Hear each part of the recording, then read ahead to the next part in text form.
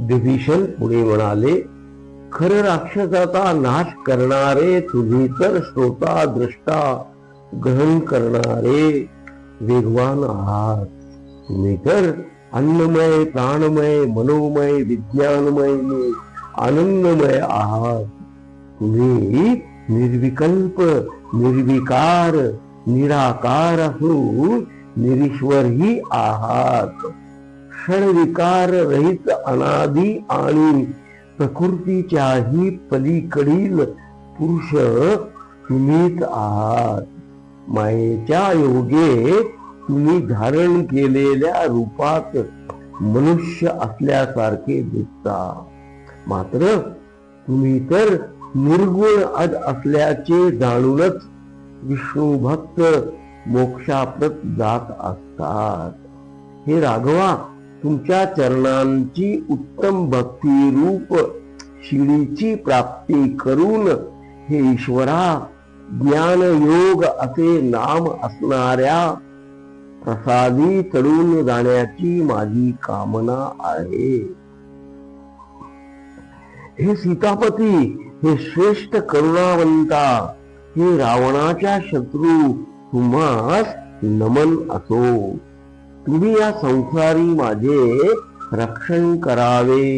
विभीषणाने केलेली स्तुती ऐकून श्रीराम प्रसन्नतेने म्हणाले, हे विभीषणा, तुझे कल्याण हो.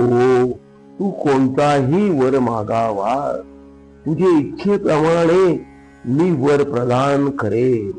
यावर आनंदित विभीषण म्हणाला, हे राघवा, तुमच्या चरण दर्शनाने मी धन्यच झालो असून कृतकार्यही झालो आहे. कृतकृत्य झालो आहे आणि मी मुक्तही झालो आहे, यात संशय नाहीत.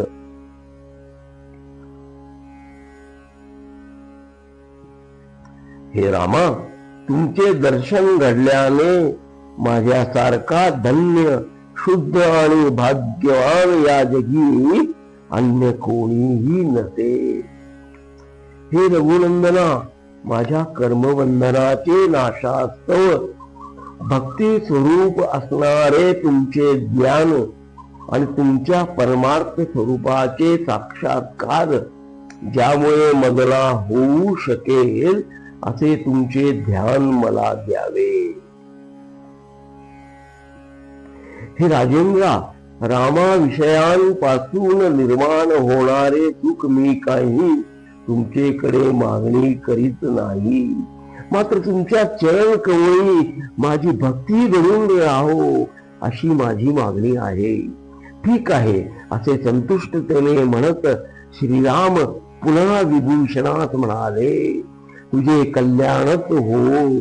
आता मी तुला माझे एक रहस्य विदित करतो, ऐकावे.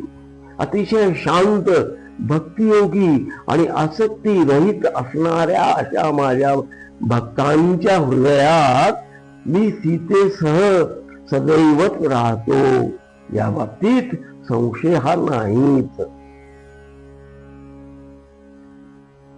तेव्हा सदैवच शांत आणि सर्व पापांनी रहित होऊन तू माझे नित्य ध्यान केले तर तू या भयंकर अशा संसार सागरातून मुक्त होशील. शिवाय मला प्रसन्न करण्यास्तव जो कोणी तू केलेले हे स्तोत्र वाचेल, लिहील, अगर ऐकेल, तो मला प्रिय असणारे सारूप्यात प्राप्त करून घेईल. असे सांगून भक्तांवर प्रेम करणारे श्रीराम लक्ष्मणास म्हणाले, असे सांगून भक्तांवर प्रेम करणारे श्रीराम लक्ष्मणास म्हणाले, माझ्या दर्शनाने प्राप्त होणारे फळ हा विभीषण आत्ताच पाहू दे. मी आत्ताच याला लंकेच्या राज्यावर अभिषिक्त करतो. लक्ष्मणा, तू समुद्रामधून पाणी आणावे.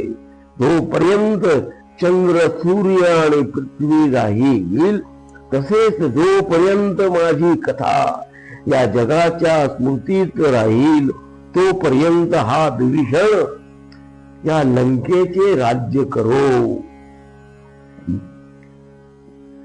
असे म्हणून लक्ष्मणाकडून कलशामधून पाणी आणून लक्ष्मीपती श्रीरामांनी विभीषणाच्या मंत्र्याकडून आणि विशेषतः लक्ष्मणाकडून विभीषणात लंकेचा अधिपती म्हणून अभिषेक करविला. छान छान असे म्हणून सर्व वानरांनी आनंदाने प्रशंसा केली. नंतर सुग्रीवाने ही विभीषण शुभेच्छा देऊन म्हटले की अरे विभीषणा, आम्ही तर सर्वच परमात्मा श्रीरामांचे सेवक असून तूही भक्तीपूर्वक त्यांचा आश्रय घेतल्यामुळे आम्हा सर्वात तू आता मुख्यच की झाला आहे. तेव्हा रावणाच्या नाशास्तव तू आम्हास सहाय्य करावे.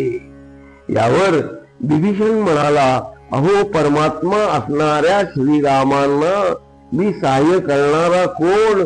तथापि भक्तीपूर्वकच यथाशक्तीमतीने निष्कपटपणे मी श्रीरामांची सेवा करेन. एवढाच रावणाचे निरोप देऊन पाठवलेला शुक नावाचा महान असुर तेथे उपस्थित होऊन आकाशातूनच सुग्रीवास म्हणाला, राक्षस राज रावण तुला जास्त भावाप्रमाणे मानतो तो तुला सांगत आहे की तू महान कुळात जन्माला आला आहे आणि वनचर वानरांचा तू राजा की आहे. तू मला भावाप्रमाणे असून तुझ्या कोणत्याही गोष्टीच्या नाशास मी कारणीभूत नाही. मग मी एखाद्या राजपुत्राच्या पत्नीचे हरण केले असेल त्याच्याशी तुझा काय संबंध बरे?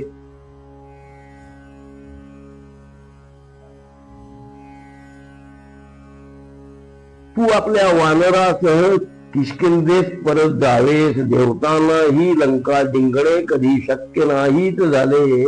मग अल्पसे सामर्थ्य असणाऱ्या मानव आणि वानर समूहांची गोष्ट ती काय?